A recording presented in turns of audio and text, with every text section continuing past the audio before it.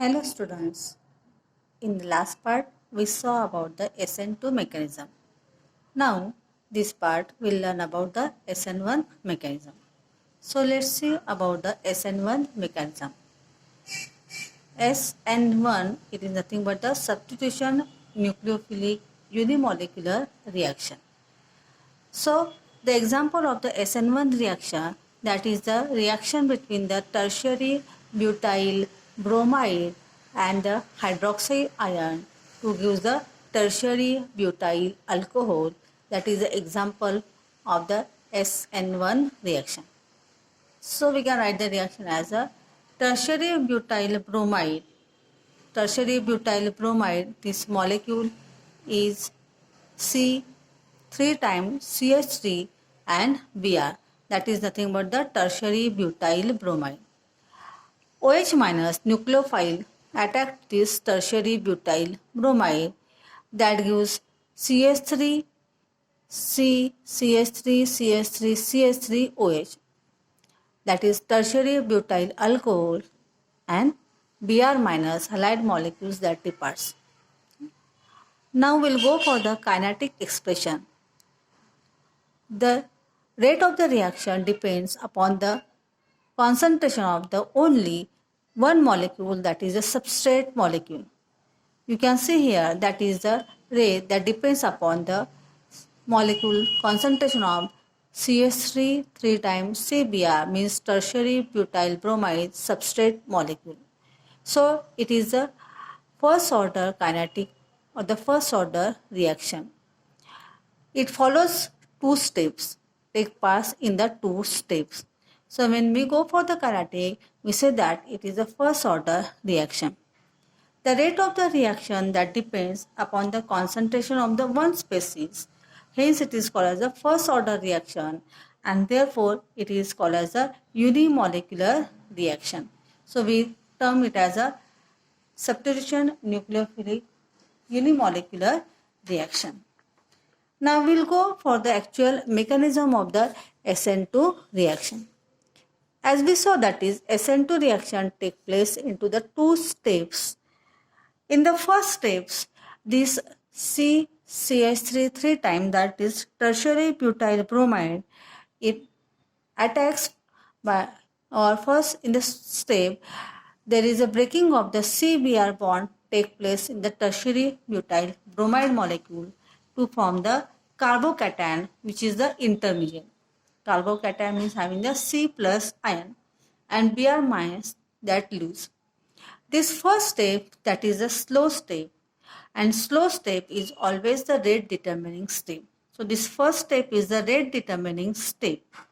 In the first step, only the substrate molecules is involved, and that's why rate depends upon concentration of only the substrate molecule, and therefore it is actually the unimolecular reaction. So this concentration depends upon only the substrate molecule. In the second step, now this intermediate form carbocation that attacks by the OH minus, means the nucleophile, and it forms or gives us the tertiary butyl alcohol CH3 3 times OH. What we can say about this one, that is the tertiary butyl bromide reacts with the hydroxide in the two steps. In the slow step, CX bond in the substrate undergoes the hydrolysis. It is a fast, and in the second step, that is a fast step, nucleophile uses its electron pair to form the new bond with the carbon undergoing the change. So in the second step, it forms the new COH bond. We are getting the new product form. Now when we go for this product formation, what is the silent features of the SN1 mechanism? As we are seeing that it is a two-step mechanism. In this CX bond breaking that take place, it is a slow steps, and as it is a slow step, it is a rate determining steps. This one first step, and reversible first step from the planar carbocation intermediate. We saw that is the intermediate in this form is formed, which is a planar one, means it is in the one plane. Now when we go for the formation of the planar molecule, let's say again that is the this intermediate form which is a planar molecule. So what we can say about this one, that is when there is a substrate, that is a CH3 3 times Br, means tertiary butyl bromide molecule was there. Now suppose this is the this type of the tertiary butyl bromide molecule is there. Suppose this in this one is a Br molecule, okay? And all these nothing but the CH3 molecule. In the first steps, what happens now?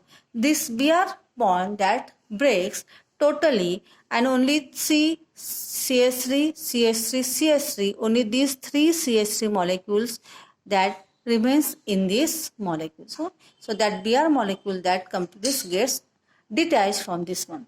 So in this formation, what happens? What is that carbocation form that is having the planar structure or the planar geometry which is in the one plane. So you can see like this one, that is this carbocation form that is having the planar structure.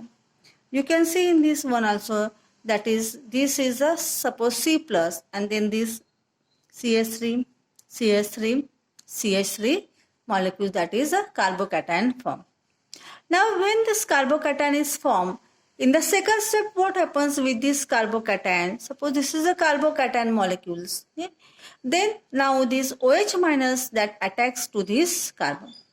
What is the possibility to attack the OH minus ion? This OH minus ion can attack it from the same side, that is from the Br side, which was previously of Br minus, and also it can attack from the back side also. Means it can come from this side also, or it can come from this side also. So there are the two ways possible of the attack of this carbocation. One from the same side, that is of the substrate or reactant, or it can come from the back side of the reactant molecules. So when it attacks to the carbocation, then it forms the CH3OH molecules, that is the tertiary butyl alcohol molecules. When tertiary alcohol butyl molecule is formed, two types of the geometries are possible in this case. As we saw, that is it can attack from the same side. So we can say that is the geometry remains as it was previously. So suppose now this OH minus attacks from this to the same side, will get the geometry like the same way as in the previous structure or in the previous, okay, same way. Suppose it attacks from the back side, this is the suppose OH minus group, then the geometry that will turns to this way. Okay? So as it changes from both the sides, or it is attacked from both the sides, we can get two types of the structures. In the optically active substance, we can form D forms also, and we can get L forms also. So 50% of dextrorotatory and 50% of the levorotatory structures are formed in the optical active compounds. Because of these mixtures, the product form, that is the forming the racemase, means they are having the 50% dextro and 50% levorotatory compounds. So racemization takes place. As the racemization takes place in this way, that is we can say actually the product form in this SN1 reaction, that is the optically inactive, because of this 50% D and 50% L form. That is a silent feature, or what we can say then, what is the silent feature of this SN1 reaction? That is, in the SN1 reaction, tertiary butyl molecules that is involved, and to this tertiary butyl molecules, the rate of the reaction that depends only upon the substrate molecule, that is of tertiary butyl bromide molecules. Okay?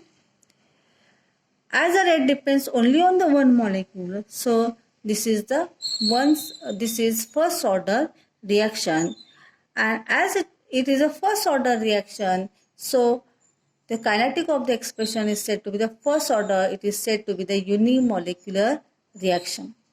But actually reaction takes place into the two steps. In the first step, there is a breaking of the CBr bond that take place, and that is a slow steps. Slow means the rate determining steps, and because of that, the rate depends only upon the substrate molecule. After breaking CBr bonds, carbocation is formed, and then this carbocation, that second step, attacked by OH minus to form the product CH3 3 times COH, tertiary butyl alcohol, and in the optical active case, this product is having the total inversion, or we can say 50% inversion. So 50% D form and 50% L forms. And so we are giving the racemic picture in the case of optically active substance in the SN1 molecule. Okay students. So now students, let's summarize about the both SN1 and SN2 reaction, which are the factors affecting the SN1 SN2 reaction and what is the difference. If we see the first factor in the SN1 reaction, that is the first order reaction, while SN2 reaction is a second order reaction. First order means it is a unimolecular, and second order means it is a bimolecular reaction. SN1 reaction that take place into the two steps, while SN2 reaction take place in a one single step. SN1 reactions, that is a unimolecular reaction, and SN2 reaction is a bimolecular reaction.